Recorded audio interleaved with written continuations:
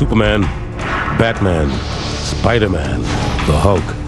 Comic book superheroes have thrilled and inspired generations of readers, while critics have dismissed them as nothing more than kid stuff.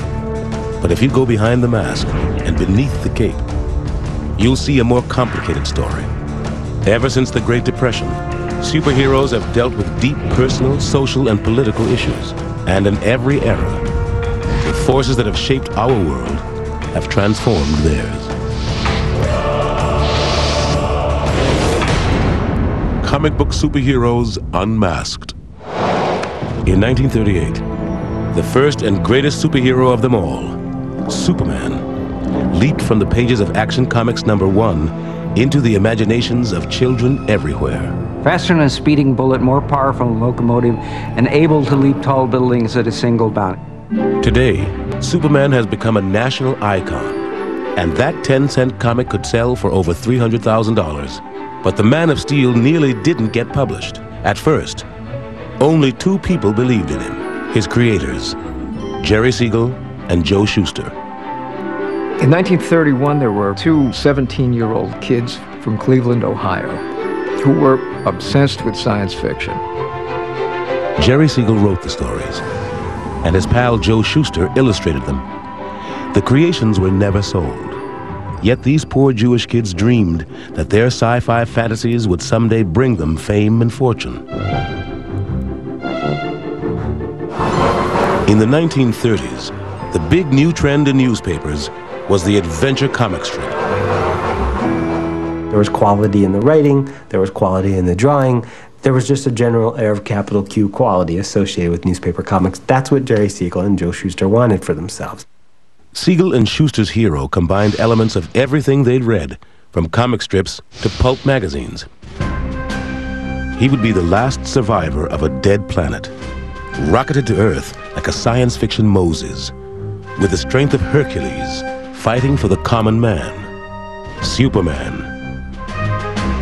Many years later, Jerry Siegel wrote about his inspiration. He recalled, "I had crushes on girls who didn't care I existed, so it occurred to me, what if I was really terrific, jumping over buildings or throwing cars around?" Superman was sent to every newspaper syndicate in the country. They all said no. I wrote back to them and told them this very patronizing letter that they weren't ready for prime time, that they should stay in Cleveland for another year until they developed their art style, because the art was quite crude. So much for my great editorial judgment. Newspapers were saying no, but another, newer medium held out some promise: comic books. Selling on newsstands for a dime, comic books were originally just reprints of newspaper strips. It was the cheapest way for newspaper publishers to repackage their comic strips. It was the video tape of its day. Then in 1935, Major Malcolm Wheeler Nicholson, a pulp magazine writer turned comic publisher, had a revolutionary idea: comic books with all new, never-before-published material. But to make his idea work, the material had to come cheap. The only people they could get to produce this content were guys that couldn't get work doing anything else because they were too young, or they were too inexperienced, or they were Jewish. Siegel and Shuster fit the bill. Wheeler Nicholson's company, soon to be called DC, gave the pair steady work. In 1938, the company, under new ownership, took a chance with the strip everyone had rejected. Siegel and Shuster, both 23, finally saw Superman published in the first issue of DC's Action Comics. Shuster cut up the panels, rearranged them in comic page form, and the golden age of comics began with the first issue of Action Comics. Imagine how amazing it would be to open up that first issue. I'll never have anything approaching the level of a sense of wonder that those first kids that opened up Action #1 had way back in the day. The first stories were crude but direct. Unlike most newspaper heroes, Superman lived in the same world as his readers. This wasn't medieval England or another planet. This was a city, a metropolis of lynch mobs and wife beaters, where politicians were crooks, where businessmen exploited workers and started wars in South America. It was the real world of 1938, a world in need of a hero. He was the spirit of the people.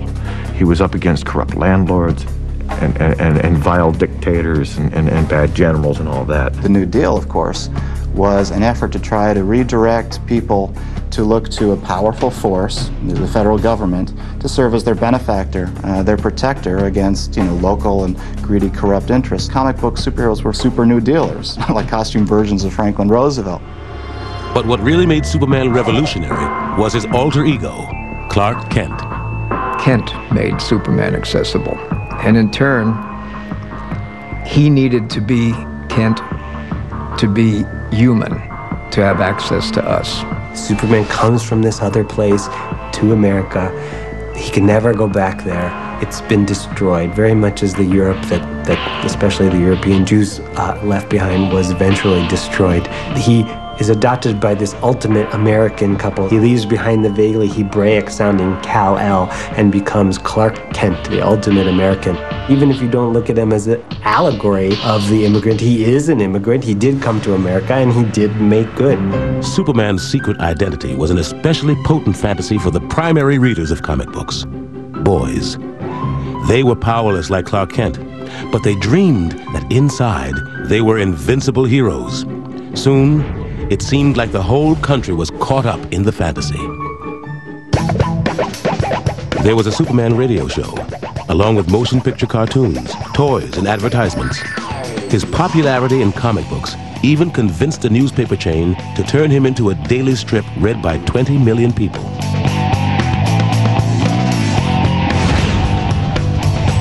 Meanwhile, each monthly issue of Action Comics with Superman sold nearly 1 million copies. Naturally, DC wanted another costumed character to match Superman's success. Bob Kane, a 22-year-old journeyman cartoonist, took up the challenge, along with 25-year-old writer Bill Finger. The Batman debuted in the 27th issue of Detective Comics. Unlike Superman, he had no superpowers, and there were other differences. While Superman fought for a liberal social agenda, the Batman fought crime, plain and simple. His story began when millionaire playboy Bruce Wayne, as a boy, witnessed the kind of street violence Depression-era readers knew all too well. He saw his parents killed, and now he's obsessed with symbolically avenging those murders. It's perfect, and there's no way to elaborate. You say that, and you understand the character. Batman is a fascinating character because he's so driven. Not the dude puts on, the outfit with funny ears and the cape and he goes beats the crap out of criminals. It's his thought process that's behind it. Having the willpower to change his whole life and to balance being a spirit of vengeance and a spirit of justice, I think that's an immediately appealing concept. In the early stories, Batman was described as a weird figure of the dark, an avenger of evil, just as scary as any mobster, monster, or mad doctor. Readers loved him. DC now had 2 incredibly popular superheroes who were about to have a whole lot of company. Within a few years, there were dozens, if not hundreds, of costume superheroes with all kinds of varying powers.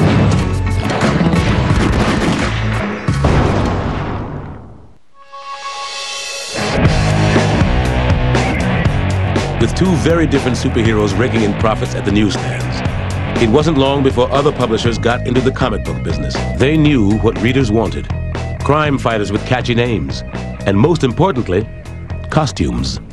That was a lesson cartoonist Will Eisner learned when he was developing a detective hero. One night, he got a phone call from his publisher, Busy Arnold. I'm working on the drawing board, and the phone rings, and I could hear the jukebox going on. He was in a bar. He said, "Have you got a character yet?" I said, "Yeah, I've got this guy, a detective." He said, "Yeah, but does he have a costume?" So I'm sitting there, I was drawing the face, and I drew a mask on him. I said, "Well, he's got a mask." He says, "That's good, that's good." "What else?" I said, "Well, he wears gloves." "Oh," he says, "go with that." He says, "That's good." So anyway, that was how the Spirit got a costume. By 1940, costumed superheroes were flooding the newsstands. At DC, Superman and Batman were joined by The Flash, Hawkman, Green Lantern, and more. Rival companies offered Catman, Bulletman, and scores of others. DC was the biggest comic book publisher, but there were more than a dozen competitors. One was Timely Comics, which would one day be known as Marvel. DC Comics were certainly better drawn and better written, but the Timely books seemed to embrace more mavericks and wilder ideas. Case in point, Bill Everett, the creator of Timely's antisocial amphibian, The Submariner, and Carl Burgos, creator of crime-fighting android, The Human Torch, wanted to have their characters meet in a gigantic slugfest. Fire and water, the battle of the century. Timely's publisher, Martin Goodman, heard their idea on a Thursday and told Burgos and Everett to have it on his desk by Monday. So Bill and Carl called up everyone that they knew who was involved in comics for a kind of jam session. Pages were being drawn before they were written. One guy who turned the bathroom into his office put a board across his legs and wrote in the bathtub. People who were yelling out their ideas, arguing about which would be the best way to get the job done. The neighbors went crazy, called the cops. The phone was ringing off the hook, but by Monday morning, those dozen guys had completed a 60-page book. The first generation of comic book creators were incredibly hardworking men. They had all grown up in lower working class environments, practically without exception. The Great Depression had an awful lot to do with the fertility of comics in all of those years. These guys were willing to work incredibly hard to make the stuff real. One of the hard-working guys at Timely was a distant relative of the publisher, named Stanley Martin Lieber. Lieber would later be known by his pen name, Stan Lee. Often called the father of modern comics, Lee started at Timely in 1939 as a teenaged assistant. Even then, Lee thought comic book superheroes should appeal to an older audience. Publisher Martin Goodman thought that was crazy. I used to argue with him because I wanted to write things that were a little more adult for more intelligent readers. And he used to say to me, Stan, we have nobody but very young kids reading our books and a few illiterate adults. Lee's boss wasn't alone in his opinion. Although newspaper strips were read by everybody, comic book publishers knew that their magazines were read almost exclusively by children. Kids began reading comics as soon as they could read. It was the first purchase you made yourself, except for maybe a pack of gum or penny candy. So instead of getting more mature, superheroes began changing to better reflect the juvenile market. To make Batman more appealing to kids, his creators transformed him from a weird avenger of evil into a father figure. They invented Dick Grayson, a young acrobat who, like Batman, sees his parents murdered. Batman takes the boy under his wing, and comics' first kid sidekick, Robin the Boy Wonder, is born. The theory was that young readers would identify with young heroes.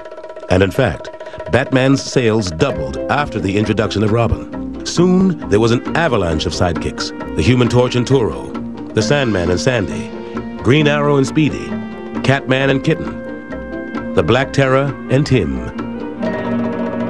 This idea of kid sidekicks, I hated it. The court would go after the guy for imperiling the safety of a minor, if nothing else.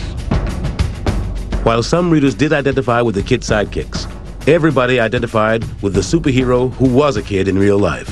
Fawcett Publications' Captain Marvel. Created in 1940 by writer Bill Parker and artist C.C. Beck, Captain Marvel is actually a young boy named Billy Batson. When he says that one magic word, Shazam, he becomes this big, beefy, strapping superhero.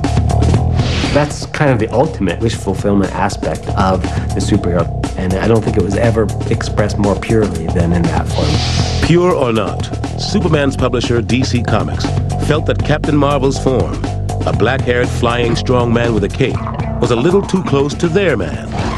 They sued.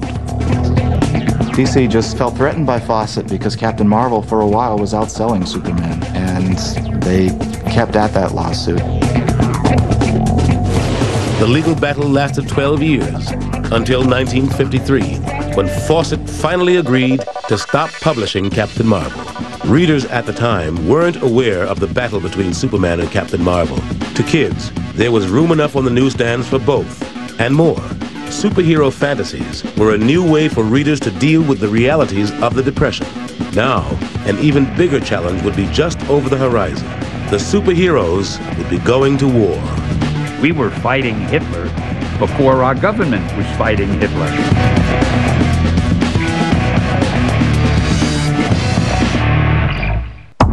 In 1939, the war in Europe had begun. Even though America wasn't involved yet, many superheroes were. By the end of the year, the Submariner began turning his general hatred of humanity against the Nazis in particular. We just could all see what a menace Hitler was. It was more than what he was doing to the Jews. It was what he was doing to the whole world. He was gobbling up countries. Superman's creators Jerry Siegel and Joe Shuster thought the Man of Steel could stop the war in 2 pages.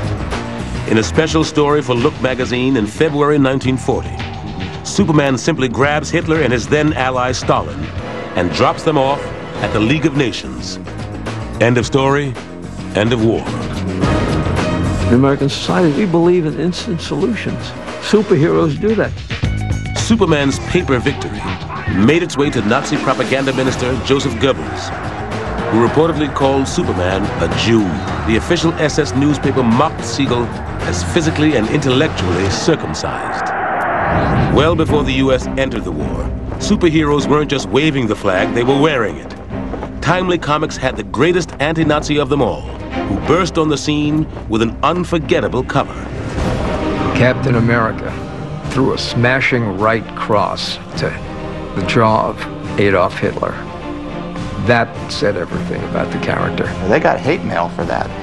They got hate mail from isolationists. But most superhero fans didn't care. Captain America exploded on the newsstand and sold out of his first issue. The story begins as war is looming. FDR approves a secret project to create an army of super soldiers. Frail Steve Rogers is the first volunteer. The brilliant Professor Einstein injects him with a strange liquid. In seconds, Rogers is a perfect physical specimen, dubbed Captain America. When a Nazi spy kills the professor, the secret of the formula dies with him. So Captain America carries on alone, except for Army mascot turned kid sidekick, Bucky Barnes. Captain America was created by Joe Simon and Jack Kirby, who guided him through his first 10 issues. Joe was a writer. Jack was always at that board, mumbling to himself, smoking a cigar, and drawing. Jack Kirby, born Jacob Kurtzberg, would become one of the legends of the industry. He was the Shakespeare or Cervantes, or take your pick, of comic books. He introduced a whole new level of motion into comic books, and that was revolutionary for the time. The page couldn't contain the degree of action. Simon and Kirby occasionally mixed action with political prophecy. In the spring of 1941, Cap and Bucky stop an unnamed Asian power from destroying the U.S. Pacific Fleet, 7 months before Pearl Harbor was attacked. When the Japanese actually did cripple that same fleet, Captain America's wrath echoed the nations.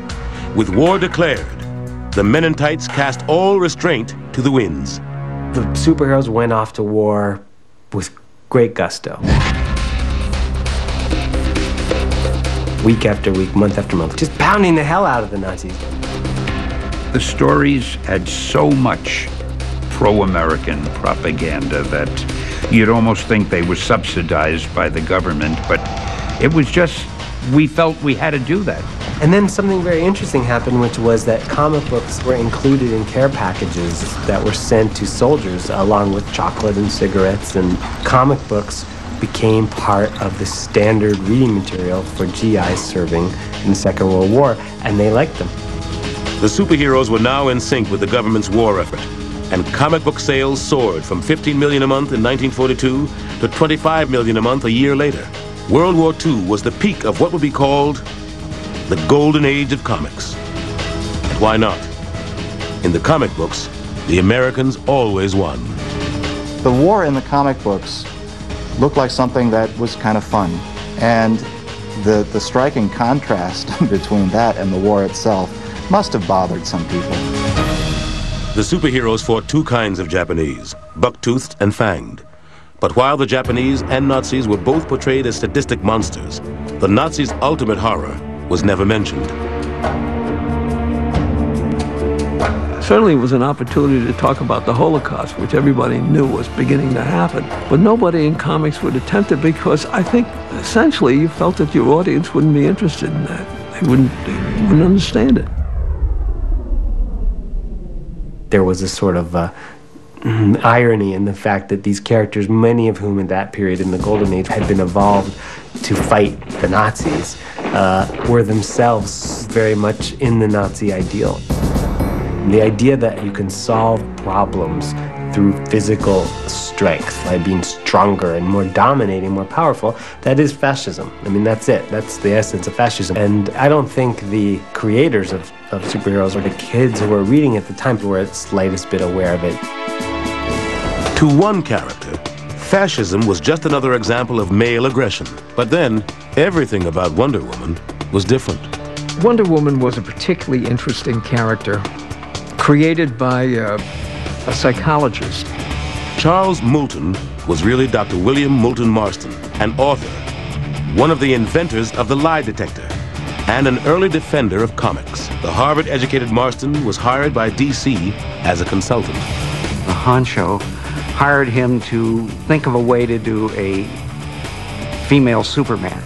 Why not go after the girl audience? And Marston apparently decided to do it himself. He came in probably as the first established writer to move into doing comics. Marston began the saga in 1941.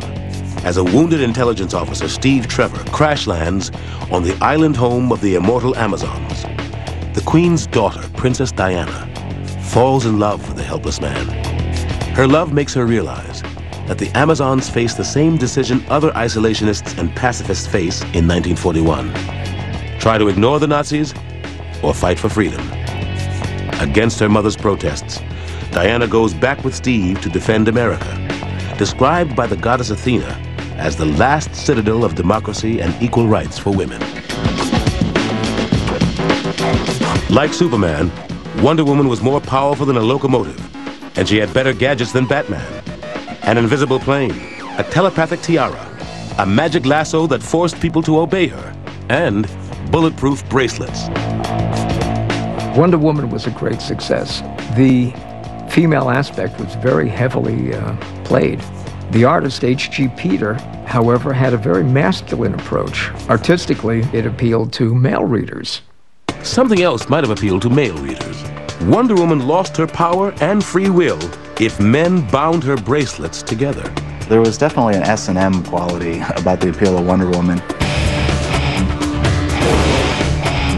Almost every book was riddled with female domination, bondage, subjugation, punishment, and loads of fetishes. Back then, I guess nobody got it. Certainly, no readers at the time knew of Marston's unconventional home life. He lived happily with his wife and their children, and a former student who always wore metal bracelets on both wrists, and their children. Despite his avant-garde lifestyle, Marston had Wonder Woman give down-to-earth advice for kids on the home front, urging them to collect old paper and scrap metal, which could be recycled into war material for soldiers overseas. Other patriotic heroes also promoted collecting scrap or buying war bonds, and some even made financial sacrifices to do so. Captain America requested kids not to send a dime for the membership card and the tin badge, but to spend a dime for war bonds. You know, every dime you spend may be the dime that puts a bullet in the last Jap in the war. Here, Captain America's sidekick urges kids to collect scrap paper for the war effort. Little did he realize that request would turn comic books from 10-cent trash into eventual treasure. World War II created the collector's market to some extent, because when they're looking for paper, the first thing that Mom wanted to throw out was those damn comic books. And so when you go and find a Golden Age book that's selling for $6,000, you can thank World War II for that.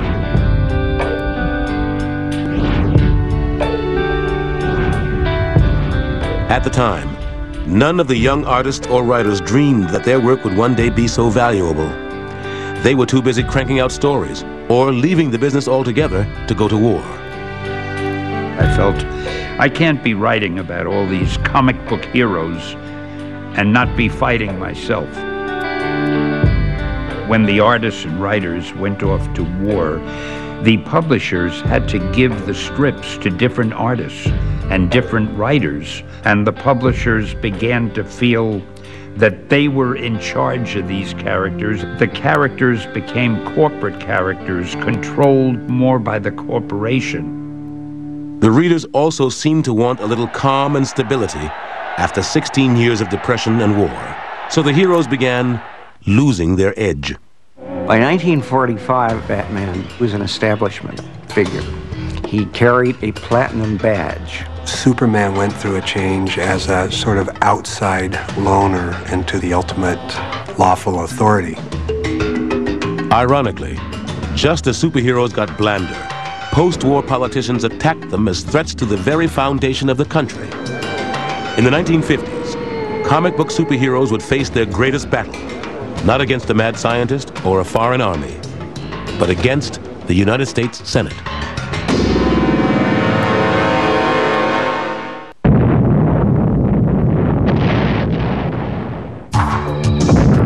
Comic books reached their greatest popularity in the early 50s.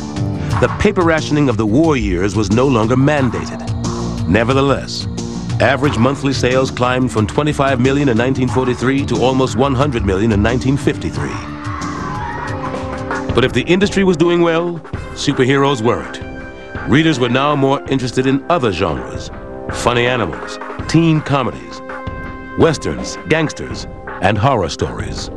Superheroes were so closely tied in with, first of all, the culture of the New Deal and then the World War II culture, that they had trouble surviving. When the war was over, the enemy was beaten. We didn't need superheroes anymore. Not only had the GIs changed their tastes and grown more sophisticated, but the guys who were making the comics were tired of the same slugfest. The luster died, and the superhero died with it. There were only three that endured, and that was Superman, Batman, and Wonder Woman. DC had faith in Wonder Woman's potential as a licensed property. Batman had already starred in 2 successful Saturday morning movie serials and guest starred on Superman's radio show. Superman, the first superhero, expanded his audience with tales of his youth in Smallville. Superman was a national symbol. In the early 40s, Superman's mission was defined one way. Superman fights a never-ending battle for truth and justice. By the 1950s and the introduction of the Superman television show, of course, it became Truth, justice, and the American way. That phrase, the American way, was all over the place in the 1950s, because now we're stuck in a Cold War. But as Superman entered the 1950s, more popular than ever, his creators, Jerry Siegel and Joe Shuster, were out of the business. A few years earlier, they had sued DC in an attempt to reclaim the rights to Superman and to get millions in royalties they said the company owed them. In 1948, they lost their suit, and DC let them go. Jerry Siegel was essentially fired from the strip that he had created.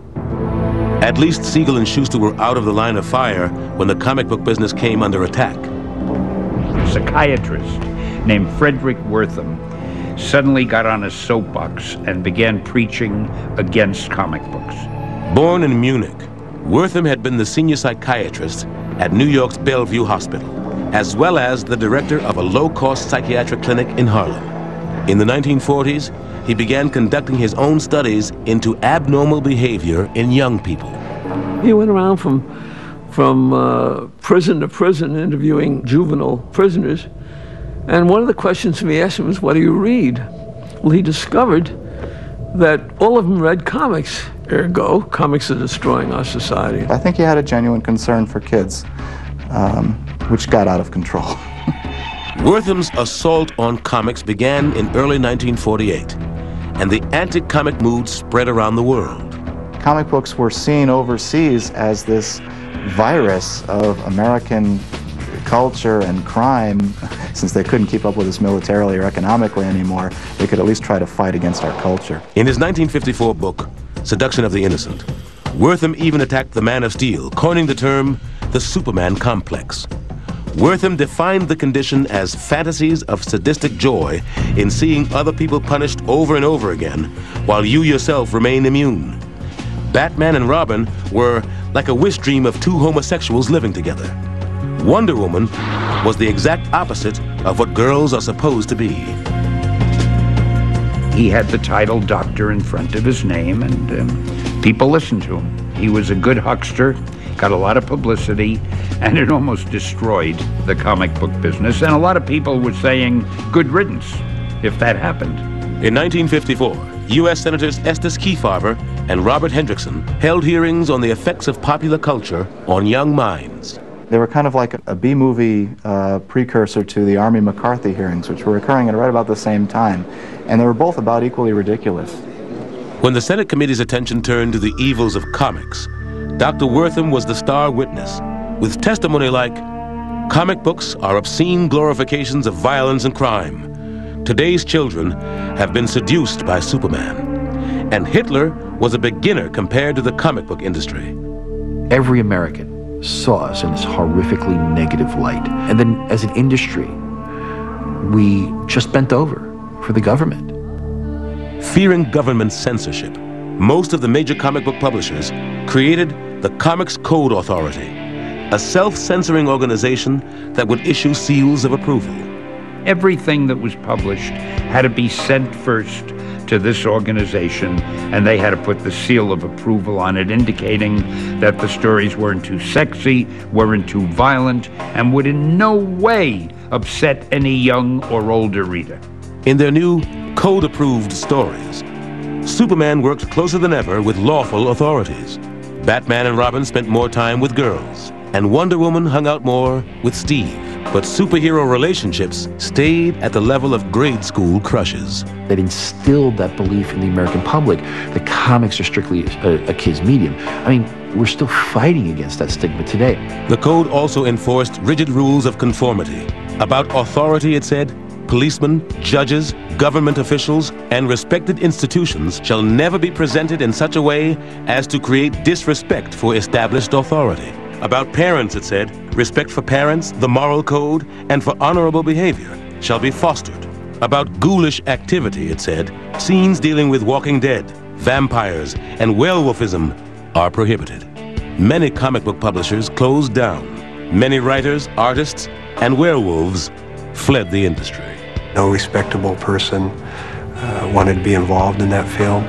There are many stories of the comic book artists ending up in the alleys and basements of churches and ending up alcoholic. And they did this right at the time when rock and roll was starting to break. That rebellious side of youth culture was becoming more pronounced in other media, and the comic book industry gave up that edge. They lost it, and in some ways they never quite recovered from that. Between 1954 and 1956, comic book sales fell more than 50%. The industry would never again have the number of readers it had just before Dr. Wortham and the Senate hearings. The Comics Code placated enough of the public to save the industry. But what about the superheroes? Would they survive? They were a dirty little secret that you read under the covers of your bed. They were the kind of thing that if your parents caught you reading them, you might get in trouble.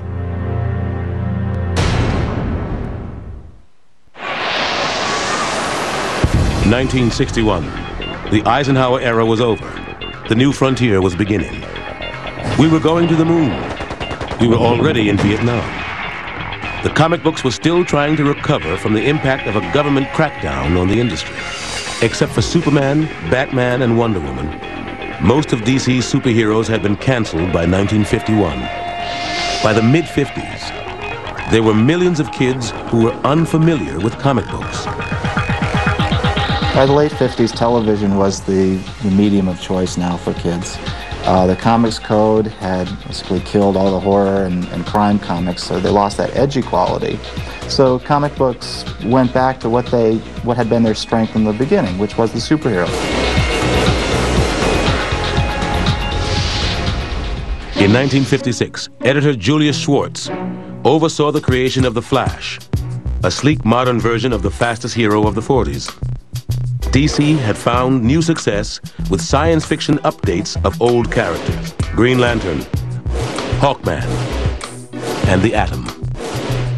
Meanwhile, on a golf course in New York, comic book history was about to change forever. My publisher, Martin Goodman, played golf with the publisher of DC Comics. At least the legend is the publisher of DC Comics said, you know, we've actually had some luck with these superheroes. When the new and old heroes joined forces as the Justice League of America, the series provided DC with a new successful title.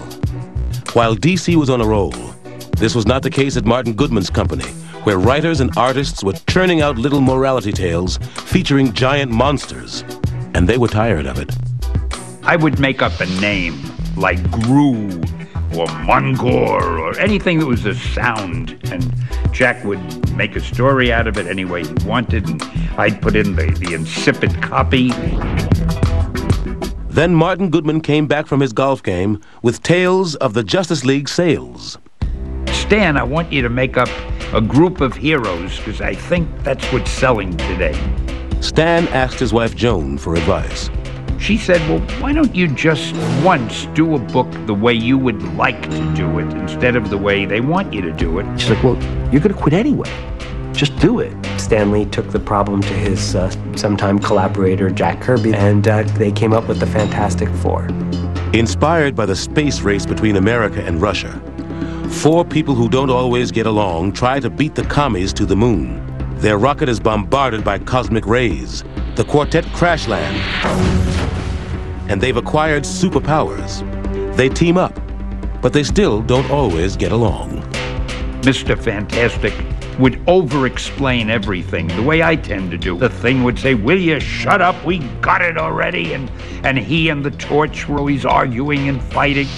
The Thing hated being the Thing, and the idea of superheroes hating being a superhero was really a novelty, and it produced a lot of psychological richness, at least comparatively speaking, that had not been seen in comic books before. And so it was with the creation of the Fantastic Four that comic books really entered into the modern era.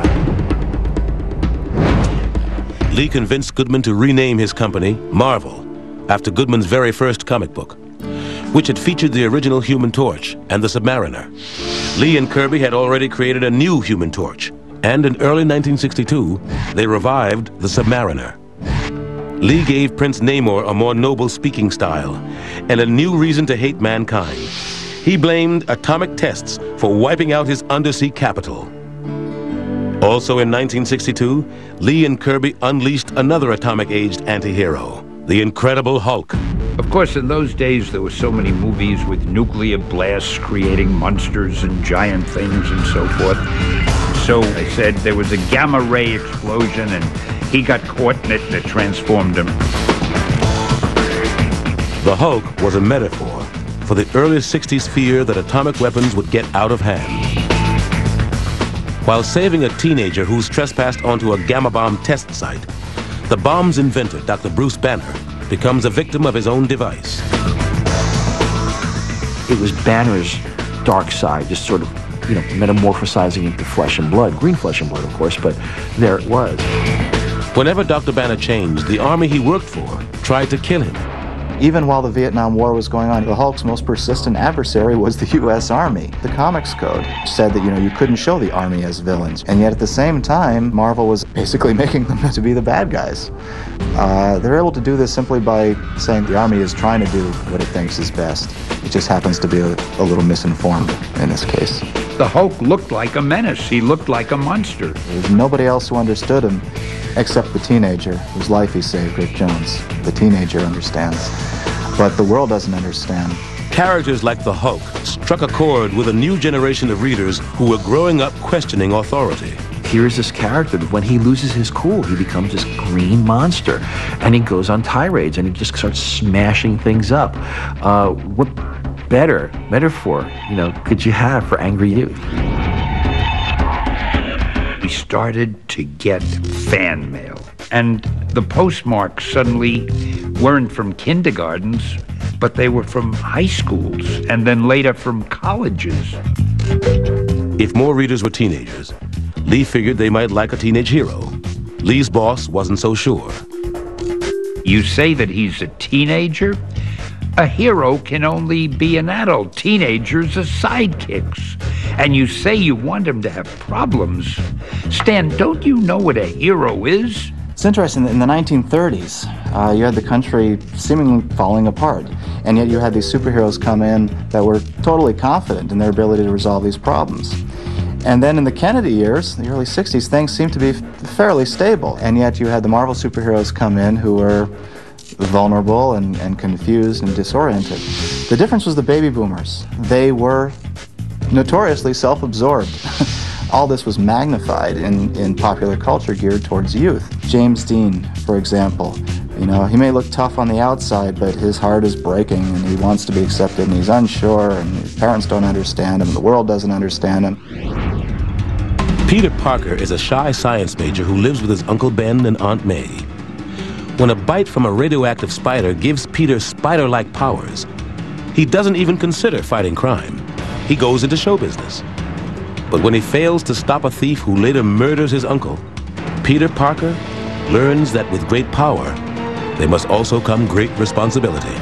People ask me where I came up with the line, with great power must also come great responsibility. And I have no idea. Marvel Comics publisher Martin Goodman had so little faith in the idea, Spider-Man's first appearance in the summer of 1962 was in the last issue of a failed science fiction magazine. Then Goodman saw the sales figures. He said, Stan, you remember that Spider-Man character of yours that we both liked so much? Why don't we do a series about it? Spider-Man went on to become Marvel's greatest success. Part of it was the art by Steve Ditko, who worked on Spider-Man till 1966. After a while, he would give me the artwork for a 20-page story. I didn't know what it was, and I would put the dialogue balloons in because Steve told a story so beautifully that you almost didn't need the dialogue. Part of the appeal is that before the spider bite, Peter Parker's life was a mess. After he gets superpowers, his life is an even bigger mess. Every teenage reader could identify with that. It's not about that red and blue suit. It's about Peter Parker, the sick aunt, the girl problems, the school problems, the work problem. It's not just a suit jumping off the building. There's somebody inside of that suit that you care about. DC heroes, like Superman and Batman, acted like the reader's parents. Marvel heroes often acted like the readers. To some extent, this was true even back in the 40s. At that time, the worldview presented in DC comic books was a much simpler, easier to understand kind of worldview. Superman was good, Lex Luthor was evil. As I got older and more sophisticated, 10, 11, then I started to look for greater degrees of ambiguity in my characters, and that meant that it was time to graduate to Marvel Comics. DC was the old establishment company. Marvel was the upstart that led people to believe there was a rivalry, and there became a rivalry when Marvel started out selling DC. Then it became very real in terms of, good old bottom line. One of Marvel's boldest moves came in 1964 when Stan Lee and artist Jack Kirby brought back Captain America, Timely's World War II hero, whom Kirby had co-created. Readers were told that Captain America had been frozen in ice for 20 years, and shockingly, his kid sidekick Bucky had been killed in action. The infallible one-dimensional hero of World War II blamed himself for his partner's death. And in between fights, Captain America brooded like a star-spangled Hamlet. He felt he didn't belong to our age. He was, as I say, an anachronism. He belonged back in the 40s. Jack hadn't done him that way, and I felt a little bit diffident mentioning it to him. But, oh man, Jack loved the idea instantly. Captain America's growing discomfort seemed to mirror the nation's, as the certainties of yesterday got turned upside down in a new age of rebellion. We look at what Stan did back in the 60s, and we may say, oh, wow, I remember those stories really fondly, and they kind of read kind of quaint and kind of simplistic, you know, and maybe they were appealing to kids. Well, no. Back in the 60s, they didn't read that way. They were cutting edge. There was almost counterculture at the time. There was a survey conducted by Esquire magazine in 1965 which revealed that self-described college radicals ranked Spider-Man and the Incredible Hulk among their favorite revolutionary icons, right there with Bob Dylan and Che Guevara and Malcolm X. There was a time in the 60s where comics were seen as very smart in the colleges of America, and Stan had his finger right on that pulse. By 1968, Marvel was selling 55 million issues a year, matching or surpassing DC. And storytelling got positively psychedelic when a former magician and escape artist named Jim Steranko took over the spy strip Nick Fury, Agent of S.H.I.E.L.D. I brought surrealism to comics. I brought expressionism into comics. I brought pop art and op art, optical effects, into comics.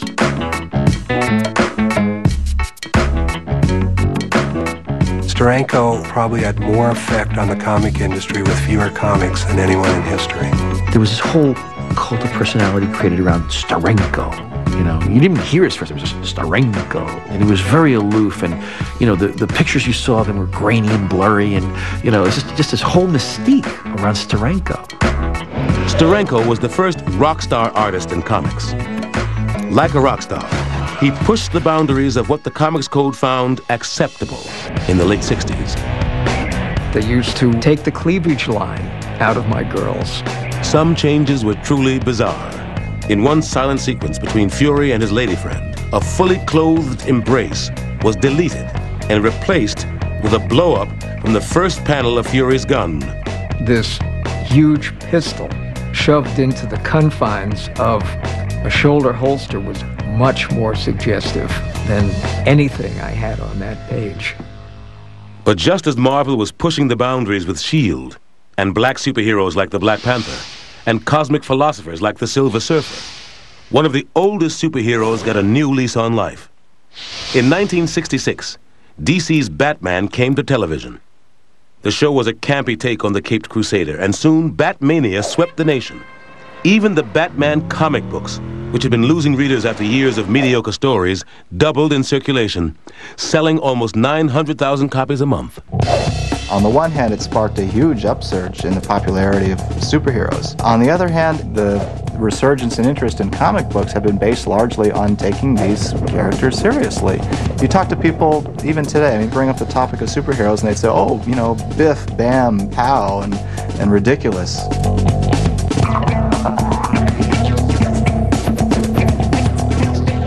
The joke soon wore thin.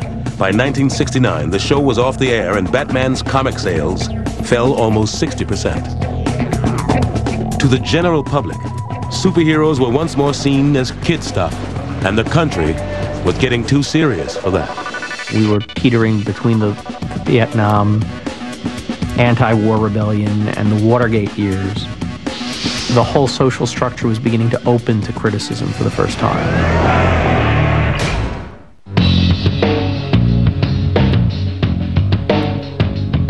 The superhero revival of the 50s was colliding with the counterculture. To hold on to their readers, especially their college-age readers, superheroes would have to get with it.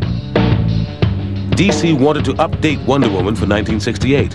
Writer and artist Mike Sekowsky started the process, and later journalist-turned-comic writer Denny O'Neil was brought in to continue Wonder Woman's transformation to 60s hit. It wasn't easy, as O'Neil found out. When you get a job like that, implicit in it is shake it up, do something new. DC took away Wonder Woman's costume and powers and had her learn karate. It was hoped that a more realistic Wonder Woman would be embraced by the new woman's lib movement. But feminist leaders like Gloria Steinem, who'd grown up with the original version, hated the changes.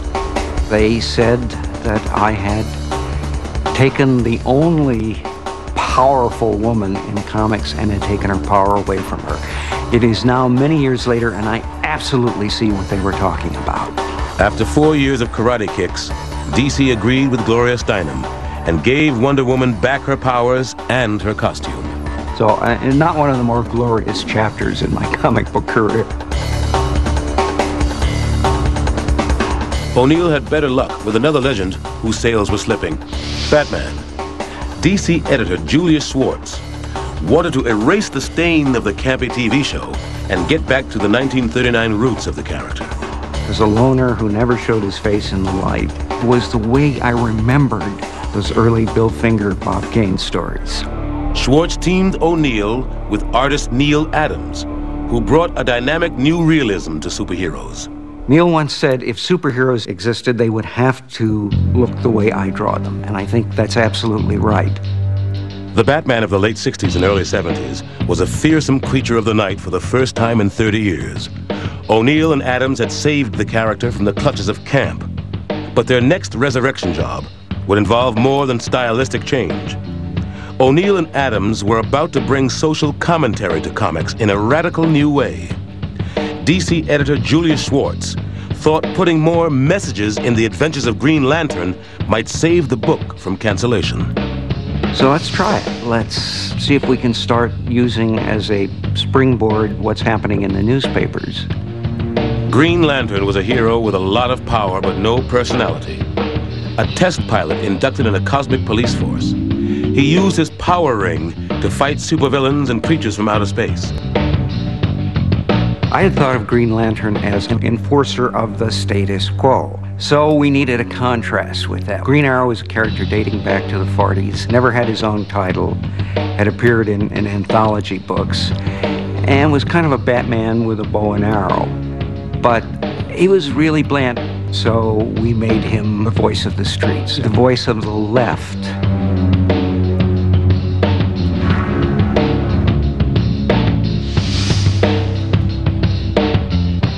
In early 1970, Green Lantern, Green Arrow number 76 hit newsstands like a Molotov cocktail. It was openly liberal, even radical. Green Arrow tells readers that a moral cancer is rotting America's soul. The well-meaning Green Lantern is accused of being a racist. What I remember putting in the script was asking Neil to draw the best face he had ever drawn of a black guy who had been through hell. And he did it. And he starts to say something about, well, I hear you've been helping the blue skins and the green skins on these other planets. You've done a lot for the purple skins. What have you done for the black skins? It's one of the most reprinted panels in comics history. When you look back at it, well, what's so radical about this? But at the time, it was an outrageous proposition. My theory was that it was probably too late for my generation. But maybe you get a real smart 12-year-old and get him thinking about racism. Green Lantern, Green Arrow was self-consciously relevant. It tackled religion, race, pollution, and Native American rights. But there were some things that even relevant comics steered clear of. One, incredibly, was the major news story of the time, Vietnam.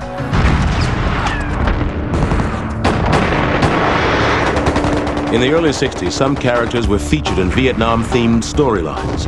But when the war and the protests at home were raging in the late 60s and early 70s, Vietnam was generally avoided. I think that generally there was a feeling that that was a scary topic. Letters would come in from fans saying, hey, how come Captain America doesn't go to Vietnam, like and fight the commies there, and like he did the Nazis in World War II? Marvel heroes had fought the commies in the early 60s, but by the end of the decade, Cold War attitudes didn't seem relevant. After a while, I think we weren't that sure that the communists were the greatest evil in the world. I tried to avoid stories about the war. The Vietnam War, to me, was too tragic a thing.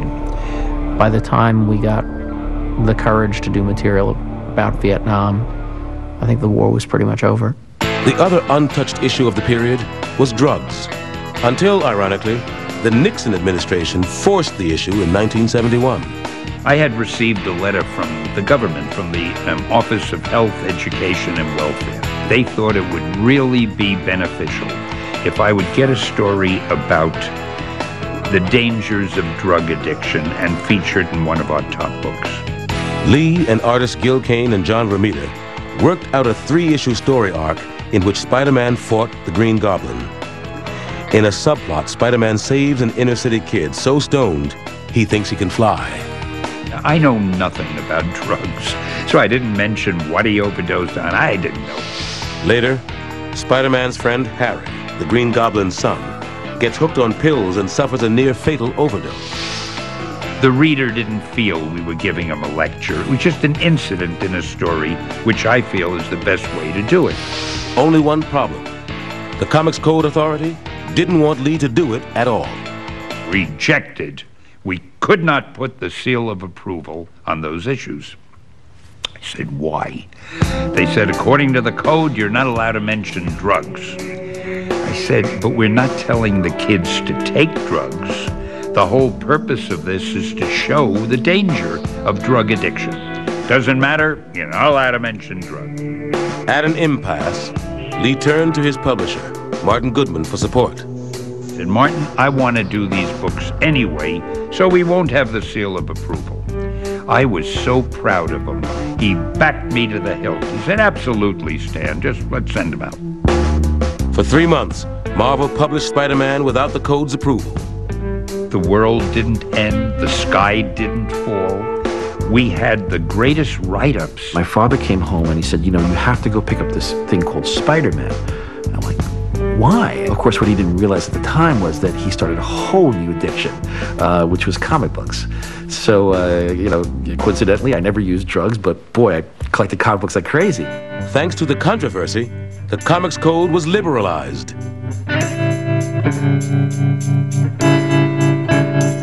A few months later, when DC published a much stronger drug story, with Green Arrow's former kid sidekick Speedy as an out-and-out heroin addict, it not only got the seal of approval, but New York Mayor John Lindsay wrote a letter of commendation. But good intentions didn't translate into sales. 2 issues later, Green Lantern Green Arrow was canceled. Relevancy had run its course. But when it came to the first superhero, his durability was proven once again. Over the years, many different writers and artists had redefined Superman. The character had survived because he could be reinterpreted to reflect the times. The 1978 motion picture starring Christopher Reeve kept the basics of the legend and added a late 70s edge of sex and romance. First Superman is wonderful. It's a really great origin story. If you like the comics, I think Part 2 appeals to you even more because, you know, he's fighting superpowered villains. 3 years before Superman the movie hit theaters, the project would prove to be a milestone for Superman's creators Jerry Siegel and Joe Shuster. In the 1940s, they had sued DC over royalties and the rights to Superman, and lost. Now, artist Neil Adams took up their cause. Using the publicity surrounding the upcoming movie, he pressured DC to make amends. In 1975, Siegel and Shuster got a modest lifetime pension and a restored byline on Superman. But DC kept the rights. The first 2 Superman movies were huge box office successes, and Superman's value as a licensed product was reconfirmed. But he was no longer the most popular hero in comic books. Readers' tastes were once again changing, or perhaps mutating. The new hot heroes, the X-Men, didn't always deal with specific political issues, but they were relevant in a broader sense. The X-Men are very relevant because above and beyond everything else, it's a story of bigotry, of these people who are hated because they're different, even though they're good. And they're trying to help the world. I mean, there's almost a little bit of a Jesus Christ feeling in there. The X-Men are sort of the most consciously, deliberately, and successfully metaphorical of any comic book superhero. The X-Men are a team of teenage mutants, each born with a superpower that manifests around puberty. More mutants are starting to get born. The fear grows even more amongst normal human beings that they will take over the earth. Growing up in Israel, I understood the metaphor. It was about the right to live and the right to exist. If you're African American growing up reading comic books, you could relate to the X-Men. If you were gay growing up reading comic books, you could relate to the X-Men. If you were merely just a geek, a nerd being picked on, you could relate to the X-Men. The idea of being simultaneously special and persecuted is a very potent, powerful one. The X-Men were created by Stan Lee and Jack Kirby in 1963, but never really took off until the late 70s, with stories by Chris Claremont, art by Dave Cockrum and John Byrne, and New Mutants like Storm, and especially Wolverine. He's got that whole bad boy thing going on. It's James Dean, sort of Clint Eastwood kind of attitude to him. Wolverine was the kind of character you could not have had in the 1960s because he was very much a reflection of that cynicism and sense of irony that came out of the 60s, that came out of Vietnam and Watergate. Wolverine was a superhero for Generation X. He wasn't afraid to take it to the bad guys exactly the way they would take it to you, or worse. I know as kids we were always fascinated by Wolverine's adamantium claws, but it was just the idea of having a weapon so handy all the time, never having to reach for it, just, snap. Wolverine, in many ways, was the precursor to a darker hero. In the early 1980s, a new breed of creatures would take rough justice to new levels. It was really up to people of my generation to basically get Batman's balls back.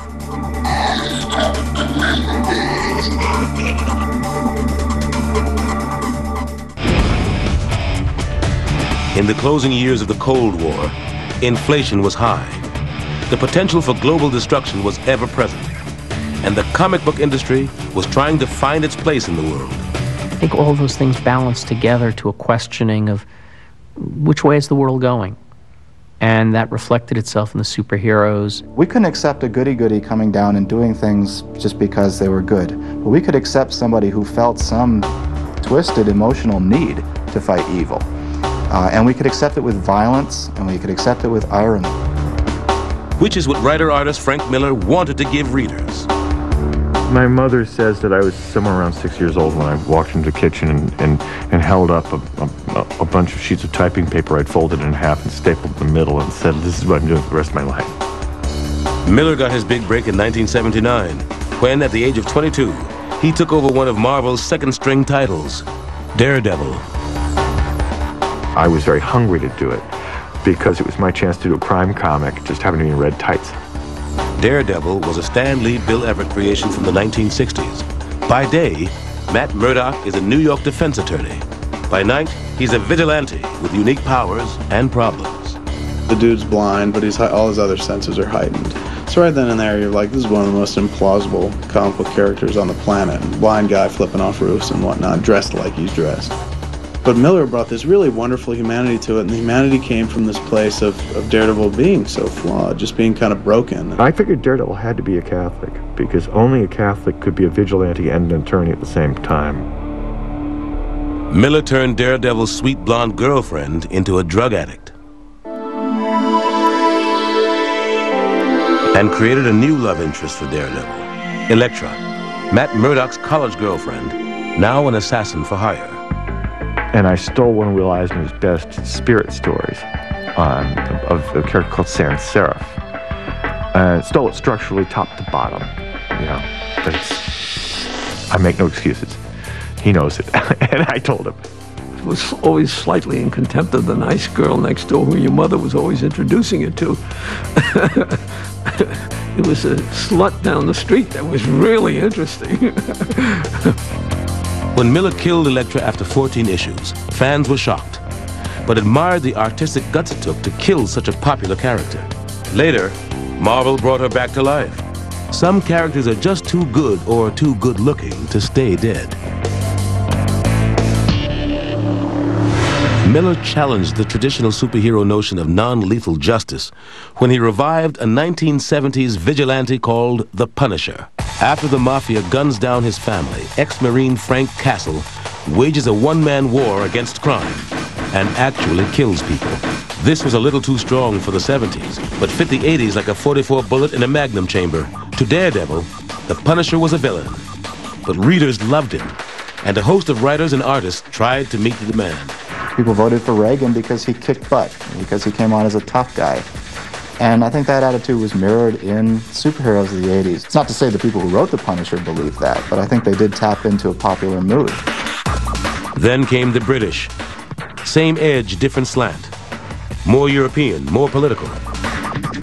Writer Alan Moore and artist Dave Gibbons created a 12-issue miniseries for DC in 1985 called The Watchmen.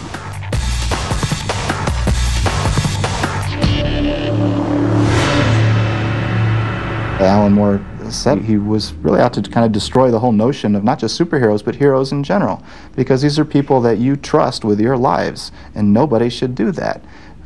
You really needed to trust yourself.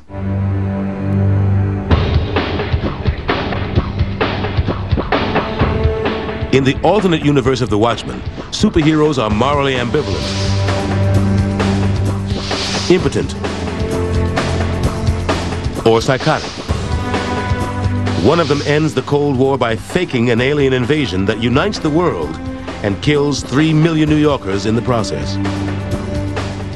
Alan created this story commenting on superheroes, talking about superheroes, what they meant, and also talking about how it felt to be out on the streets in 1985 with Russia versus America, feeling like the nuclear clock was clicking closer and closer. Watchmen was the most complex and intricate superhero story ever produced. It inspired a generation of artists and writers. Most of the guys in comics lived within about 50 miles of here. So we were all at the same poker games and the same parties. And it's just, wow, how the hell did he do that? And you went home and you ripped up whatever you had done that week and just said, no, damn it, there's more I can do. Even Frank Miller felt he could do more. His next project, a 4-issue fantasy of the future, The Dark Knight Returns. It pits an aging Batman against psychotic foes and a corrupt society.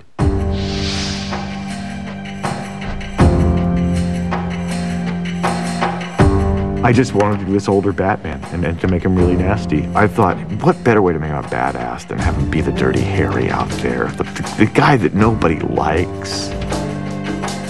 For Miller's Batman, the biggest problem isn't the Joker, but Superman, a well-meaning Boy Scout in thrall to Ronald Reagan, conducting one-man secret wars in Central America.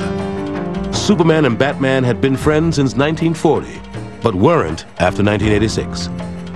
I'll gleefully take credit for breaking up the Batman-Superman friendship. Bruce has been one who enforces order in the world and believes that entropy is the natural state of existence, whereas Superman believes that order is the norm. These two people would not like each other. They just wouldn't. We felt at the time like every Batman story that could have been told had already been told. And suddenly, here's Frank. In the mainstream media, it got a great deal of attention, positive and negative, mostly positive. Within the comics industry, it seemed to be closest thing to a bar fight anybody could have asked for, in that it was quite controversial. That I actually got called up by former Batman writers saying I had ruined their character. Dark Knight has been accused of being a pro-fascist vision. I mean, that doesn't make it any less interesting as a work of art, nor does it say particularly that that's the side that Frank comes down on. I think my stuff's kind of jolly, but that's just me. The Watchmen and Batman: The Dark Knight Returns. There were 2 watershed books of that period. I think it was a good thing and a bad thing. I think that even though those works are both brilliant works, the traditional innocence of superheroes went out of the market at that point.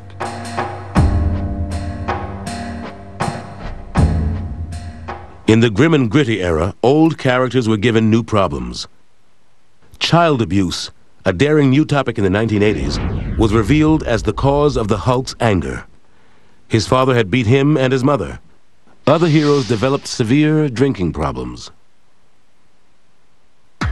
One of the biggest changes of all happened to Superman's arch-enemy. For 45 years, Lex Luthor had been a mad scientist. That had no longer been grim and gritty enough. So he was transformed into the most evil thing on Earth, a 1980s businessman.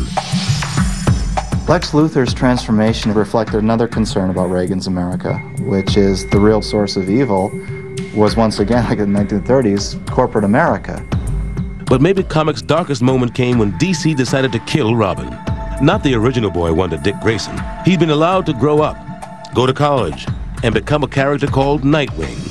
This was a new Robin named Jason Todd, a replacement sidekick whom many people hated. You hear about characters taking on a life of their own. Jason was the best example of that I've ever personally encountered. Nobody set out to make him an obnoxious little snot, but he kind of was that.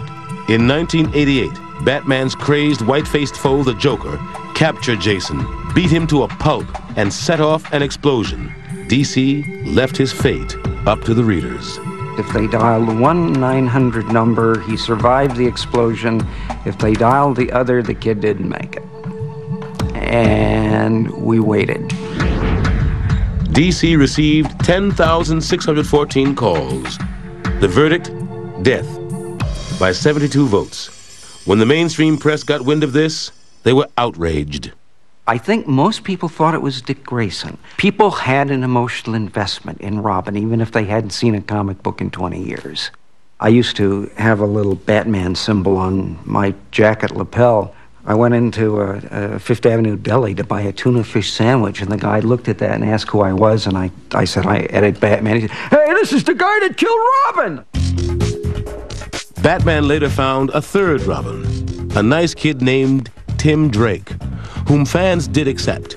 But the death of Jason Todd continues to haunt Batman and Denny O'Neil. I thought I was a guy writing and editing fiction. I realized that no, the Batman editor and the Superman editor are more than that. We are the custodians of folklore. The 1980s ended with the release of Tim Burton's movie, Batman. The film seemed to signal a new era for superheroes. But just ahead, there would be big trouble. The sad, horrible, pitiable collector's bubble, which came very close, I think, to wiping out comics for a second time.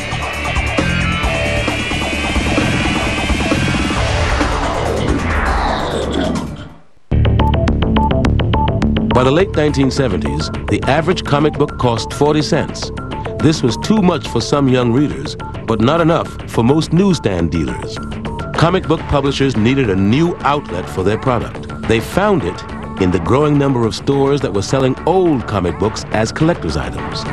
If we've got these comic shops selling used comics and back issues, we should be able to get them the new comics. That would be cool.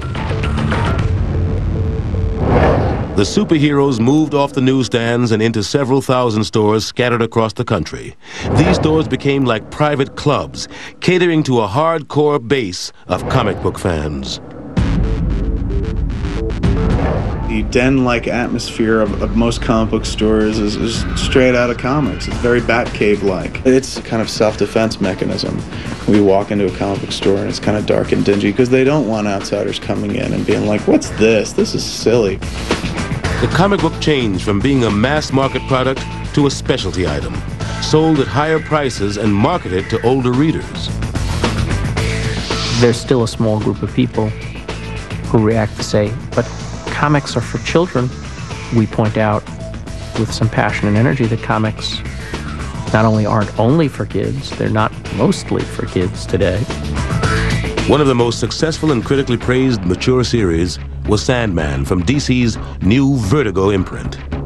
It was written by Neil Gaiman, who'd grown up in England with reprints of American comics. Reading comics for me, it was like getting postcards from Oz. DC's first Sandman in 1939 fought crooks with a gas mask and a gas gun. Then with tights and a sidekick. A second Sandman in 1974 was a superhero master of dreams. Gaiman used bits of both in Morpheus, the godlike lord of the dreaming, a very different superhero. The idea of putting somebody in a costume seemed very odd. I thought, I don't know any people who wear costumes. On the other hand, having somebody who dressed all in black, it seemed kind of obvious to me. Whatever was going through my head, month to month, it went straight into Sandman. I could do anything, from stories set in Roman times, all the way to the Iraq War and the ruins of Baghdad. Sandman number 19, based on Shakespeare's A Midsummer Night's Dream, was the first comic to win a World Fantasy Award. Not in a special comic book category, but as Best Short Story. Previous awards had gone to noted authors like Harlan Ellison and Jorge Luis Borges. Some on the committee felt that a comic book didn't belong in such company. We got the award on the Saturday night. On the Sunday morning, they changed the rules to make sure it could never happen again. It was more than closing the stable door after the horse had gone. It was more like closing the stable door after the horse had gotten out and won the Kentucky Derby. At least Gaiman still got respect at DC, where he had complete creative freedom. Almost. When I wrote the Serial Killers Convention episode of Sandman, I had a reference in it to masturbation, and a message came down: people do not masturbate in the DC universe.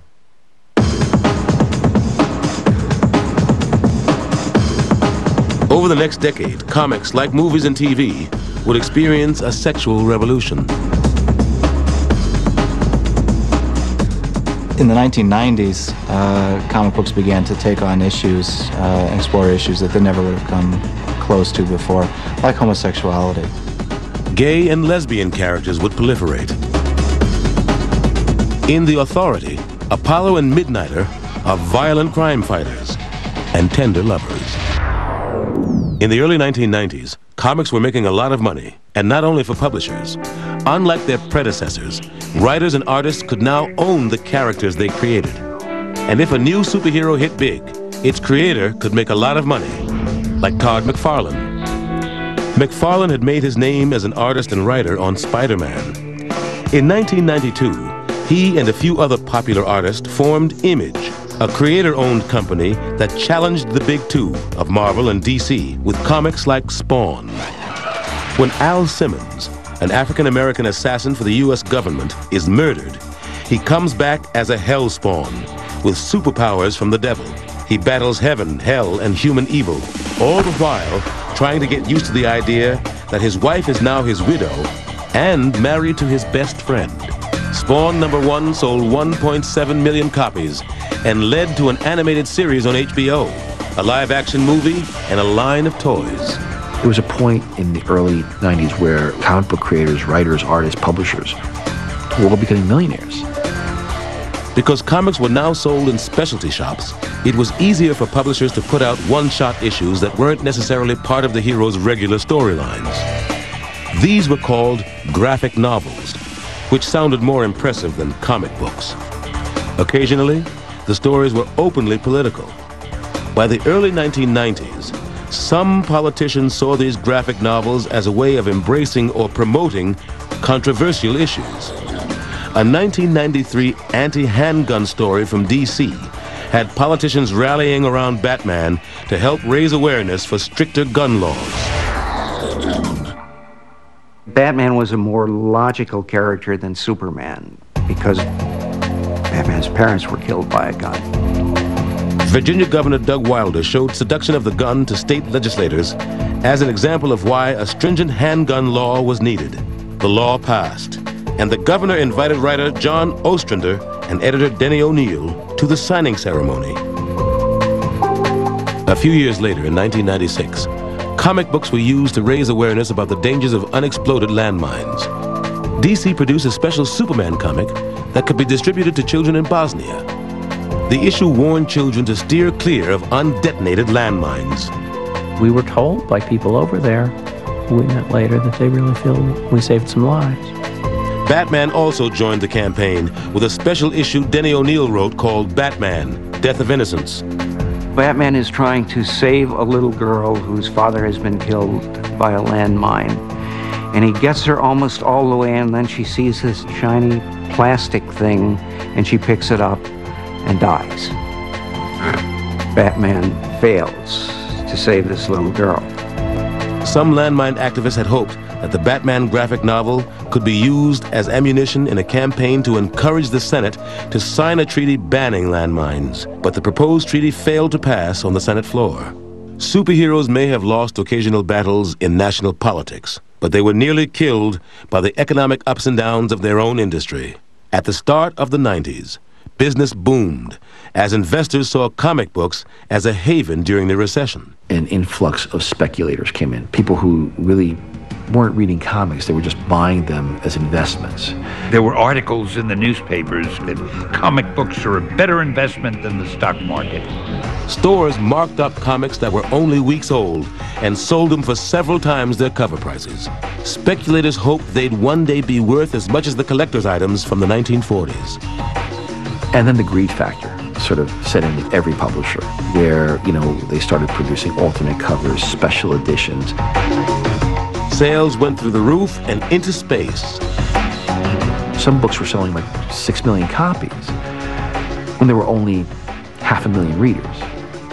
But these 500,000 readers were all, buying 2 and 3 and 4 editions of this particular book. And because they were buying that many, the publishers were printing more and more and more copies. You had a lot of adults and a lot of little kids who thought they were going to either get rich or put themselves through college on these books. The only reason the old comics were going for a lot of money is they were rare. Nobody pays a lot of money for something that's all over the place. They were a glut on the market. When the fans started to try to sell the books they were saving and found they couldn't sell them, they stopped buying multiple copies. And suddenly the publishers were caught with these huge print runs. We had a crash at the end of it we haven't seen to this day. After 1993, thousands of comic stores closed. Hundreds of creators lost their jobs. By 1996, Marvel filed for bankruptcy. Monthly sales fell from 48 million to 7 million. The medium almost died. It really almost died. To make matters worse, a potential new generation of readers had other distractions: the internet and electronic games. The industry limped through the late 90s with stunts like finally marrying off Superman and Lois Lane and electing the evil Lex Luthor president in 2000. Superheroes spent most of their time in the world of fantasy until the real world intruded one September morning. We used New York as a backdrop for all our books. We had to do something.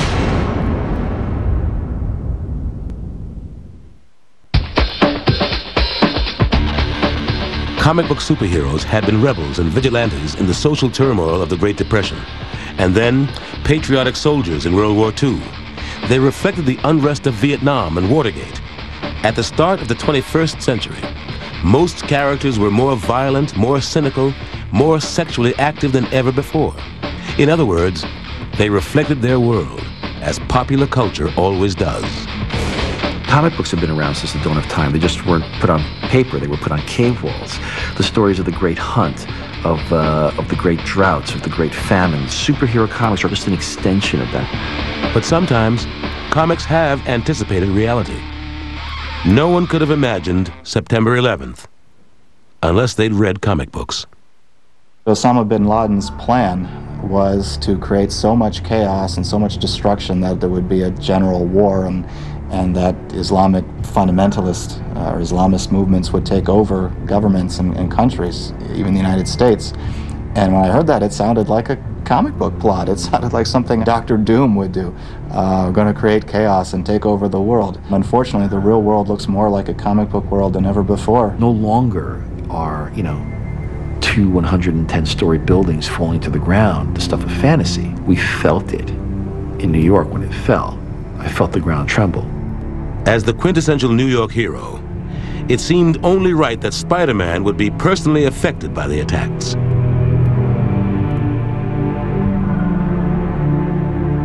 This picture of Spider-Man looking at ground zero, it's compelling, it's emotional. He represents all of us. Frank Miller was halfway through his futuristic sequel to Dark Knight Returns when the towers fell. I just, had a flying Batmobile go into a skyscraper and blown up half a metropolis. So it was an awkward moment for me in DC Comics. Because I was drawing this story while I was breathing in the World Trade Center in my Manhattan home.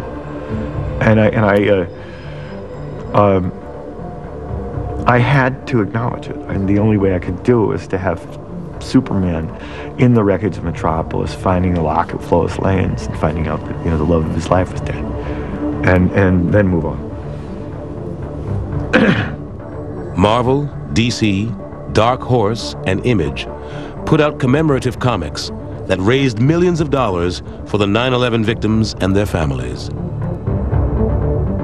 Jim Steranko created a fundraising poster that recalled the glory days of World War II, when the superheroes were enthusiastically united against a common enemy. 21st century comic books had none of that. I think it would be too corny, and it would be in bad taste to have a cartoon figure punching a Muslim and saying, "We'll get you." No, that wouldn't work today, I think. A superhero's job isn't mourning the dead, it's fighting evil. And when your name is Captain America and your country is attacked, you have to do something.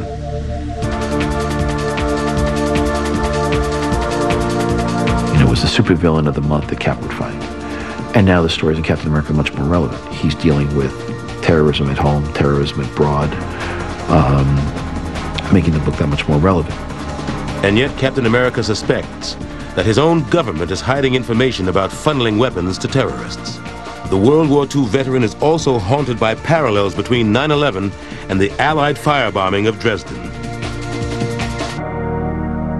That kind of political complexity is usually missing in action when superheroes leave the printed page for the mainstream media. Superhero adventures are often simplified on TV, in video games, and in movies. Nevertheless, with comic book sales dropping, those venues may be the superheroes' best hope for continued survival in the marketplace.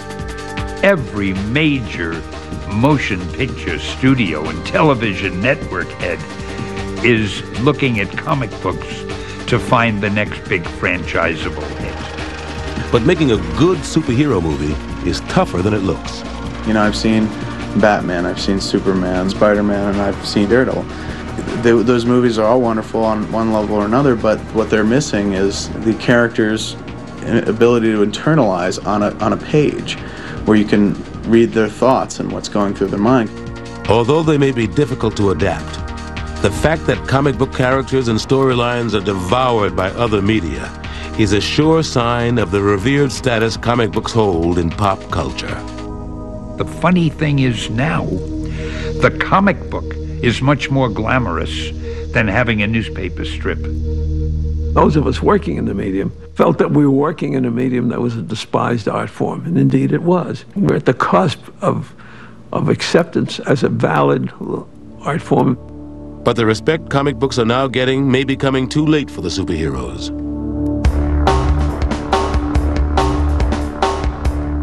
Comic book superheroes, in some ways, are more popular and more prevalent than they've ever been because of major motion pictures, video games, the internet, and so forth.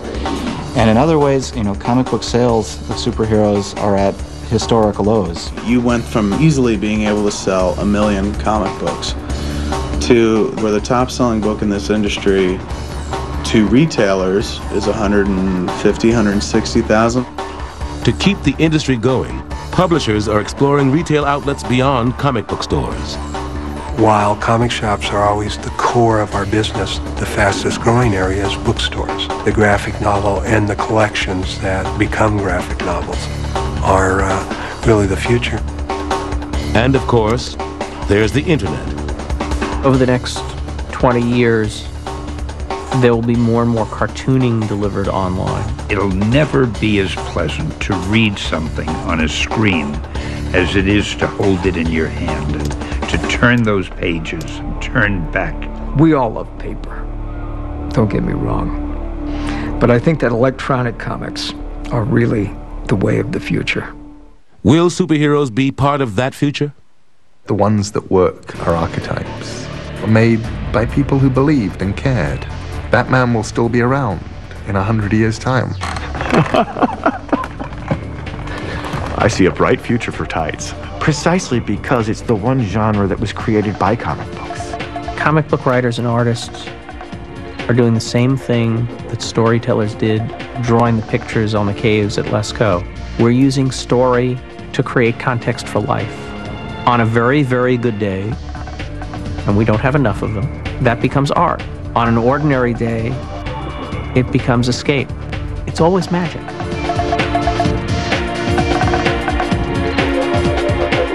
Superheroes endure because they represent basic American beliefs, that there are choices to make between good and evil, that individuals can make a difference in society and history.